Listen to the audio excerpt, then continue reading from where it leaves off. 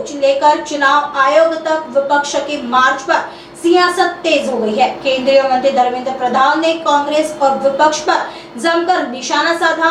प्रधान ने कहा कि देश देख रहा है, अगर कोई संविधान के खिलाफ काम कर रहा है तो वह राहुल गांधी के नेतृत्व में है। उन्होंने कहा कि एसआईआर देश में पहली बार नहीं हो रहा है, लेकिन कांग्रेस झूठ फैलाती है।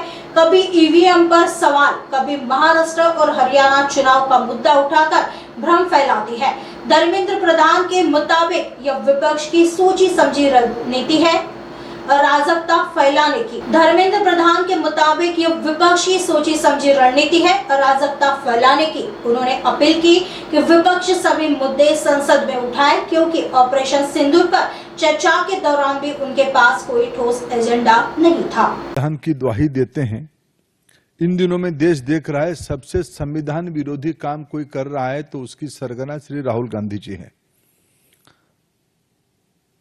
कांग्रेस पार्टी की दिशाहीनता की और उनकी ये दुविधा बन चुकी है। एसआईआर, चुनाव आयोग, चुनाव की प्रक्रिया आज एक दुनिया में सिद्ध व्यवस्था बन चुकी है। एसआईआर पहली बार नहीं हो रहा है। हर एक राज्य में राष्ट्रीय स्तर पे चुनाव आयोग की एक नियमित प्रक्रिया है। मतदाता सूची को परिष्कार करने के लिए, व्यवस्थित करने के लिए चुनाव आयोग की आजादी के उपरांत एक निरंतर प्रक्रिया है। कांग्रेस पार्टी पहले ईवीएम के ऊपर झूठ बोलते हैं, कभी महाराष्ट्र की बात उठाते हैं, कभी हरियाणा की बात उठाते हैं। झूठ की वो एक नया पहाड़ बनाते हैं। पिछले विशेष करके 2014, 19 और 24 में और उन दिनों में कांग्रेस पार्टी अनेक राज्यों में निरंतर पराजय के कारण एक बैंकरप्सी की स्थिति में पहुंच चुकी है। कोई स्पष्ट मुद्दा हाथ में नहीं है, कोई नीति नहीं है। एक रिएक्शनरी फोर्स के नाते ये लोग अपने राजनीतिक कार्यकलाप बना रहे हैं।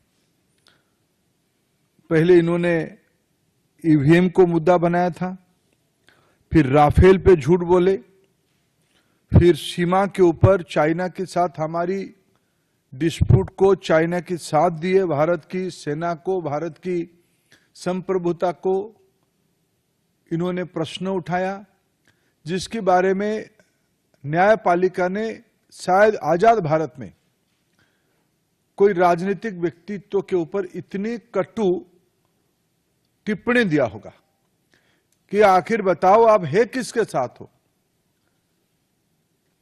मित्रों, इसीलिए मैंने कहा शुरू में, एक वैचारिक दिशाहीनता की और दुविधा की समूह कांग्रेस पार्टी और उसकी नेता राहुल गांधी बन चुके हैं। लोकतंत्र में उनकी कोई लोकलाज बची नहीं। अराजकता धीरे धीरे अहंकार के साथ मिलते हुए देश में एक अस्थिरता पैदा करने की एक सोची समझी रणनीति ये है। आप चुनाव जीतोगे तो सारा विषय सही है, अब चुनाव हारोगे ये सारा विषय की अव्यवस्था आपको ध्यान में आती है। मैं पिछले 2-3 दिनों में जो वाद विवाद हुए, विशेष करके मैं भारत की मीडिया को धन्यवाद देता हूं। उन्होंने फैक्ट चेक कर करके लगभग सभी टीवी चैनल्स ने राहुल गांधी जी की एक एक झूठ को प्रमाण आधारित बेनकाब किया है, पर्दाफाश किया है। जिनको टेक्नोलॉजी के बारे में, जिनको चुनाव आयोग की प्रक्रिया के बारे में, जिनको देश के बारे में सामान्यतम ज्ञान नहीं है, कांग्रेस पार्टी की और विरोधी की वोट बैंक की राजनीति ही सिर्फ राजनीति बची है। घुसपैठियों को वोट दाता बना के, वोटर्स बना के वो अपनी राजनीतिक रोटी सेकना चाहते हैं। चुनाव आयोग ने एक संवैधानिक व्यवस्था, निष्पक्ष व्यवस्था के नाते जब इनको सही बात बताती है तभी चुनाव आयोग को भी ध्वस्त करने के लिए कहते हैं हम आटम बम गिराएंगे, चुनाव आयोग बिखर जाएगा। ये भाषा हमारी प्रतिद्वंदी देश कहते हैं। बड़े बड़े शक्ति जो भारत में भारत की प्रजातंत्र को विखारना चाहते हैं, उन्हीं की भाषा है जो आज नेता प्रतिपक्ष की भाषा बनी है। मित्रों, मैं आपके माध्यम से देश के सामने इस विषय को फिर दोहराना चाहूंगा। आपको मुद्दा पे अटकनी चाहिए, मुद्दा आधारित राजनीति करनी चाहिए। सिर्फ घुसपैठियों की मन में डर पैदा करके, किसी वर्ग के मन में डर पैदा करके आप ना प्रधानमंत्री नरेंद्र मोदी जी की नेतृत्व, ना देश की जनता की फैसला या देश की संवैधानिक व्यवस्था को आप बिखार सकते हो, आप उसको तोड़ सकते हो। कांग्रेस पार्टी को फिर मैं अपील करता हूं, समूचे विरोधी को मैं अपील करता हूं, आपको संसद में जो विषय उठाना है वो आप उठाइए। आपने ऑपरेशन सिंदूर के बारे में चर्चा के पहले बहुत हवा खड़ा किए थे। संसद में जब चर्चा हुई आपके पास मुद्दा ही नहीं था, आपको देश ने देखा। आप अप्रजातांत्रिक, आप लोक विरोधी, इस स्थिति से बाहर आके आप देश हित में आपकी भूमिका विरोधी के नाते आपकी अपेक्षा है, आप उसमें लगो।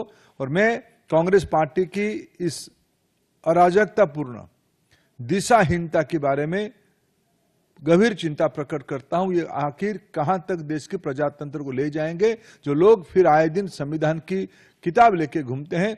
क्या भारत की संवैधानिक संस्थाओं को तोड़ने के लिए उन्होंने मन बनाया? मैं उसको कठोर से कठोर शब्दों में निंदा करता हूं। प्रश्न साधन आमंत्रित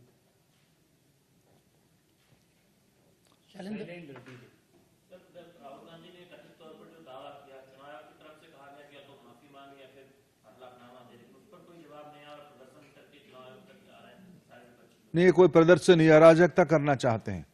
ये कर्नाटक में गए थे, 2 दिन पहले रैली करके कुछ विषय उठाए।